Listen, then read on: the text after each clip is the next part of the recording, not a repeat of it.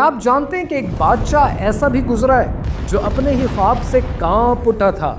کہانی کیا ہے آئیے سمجھتے ہیں۔ ایک رات فرعون نے خواب دیکھا کہ آسمان سے ایک تارا گرا اور اس کے محل کو آگ نے گھیر لیا۔ صبح ہوئی تو اس نے اپنے نجومی بلائے اور انہوں نے کہا، ایک بچہ پیدا ہوگا جو تیری سلطنت کو مٹا دے گا۔ فرعون کے چہرے پر خوف اور غصہ چھا گیا۔ اس نے حکم دیا، بنی اسرائیل کے سب لڑکے قتل کر دو اور عورتوں کو زندہ چھوڑ دو۔ یوں زمین ماؤں کے آنسوؤں سے بھر گئی۔ معصوم بچوں کی چیخیں فضا میں گونجتی رہی۔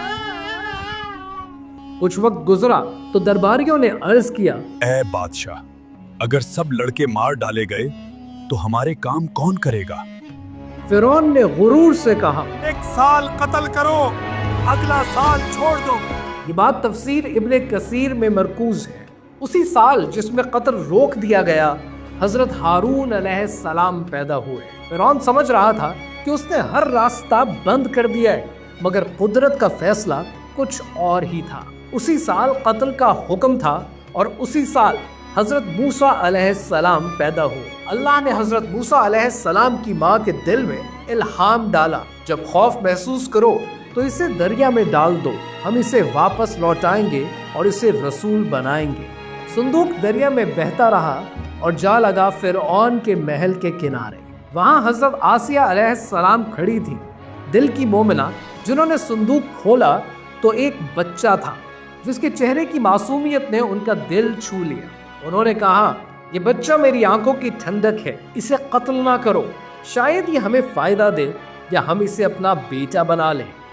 فرعون خاموش ہو گیا اور وہی بچہ جس کے قتل کا حکم تھا اسی کے گھر میں پالا گیا۔ پاسباں مل گئے کعبے کو صنم خانے سے۔ God works in mysterious ways۔ اللہ سبحانہ و تعالیٰ جسے چاہتا ہے عزت دیتا ہے، اور جب آپ کو اپنی زندگی کے کسی مسئلے سے نکالنا ہوتا ہے نا، تب اللہ چاہے تو آپ کو ان مسائل سے ایسے باہر نکال دیتا ہے کہ آپ نے کبھی سوچا بھی نہیں ہوتا۔ لیکن شرط یہ ہے کہ اگر آپ کا ایمان مضبوط ہے تو اس کی مدد ضرور آئے گی۔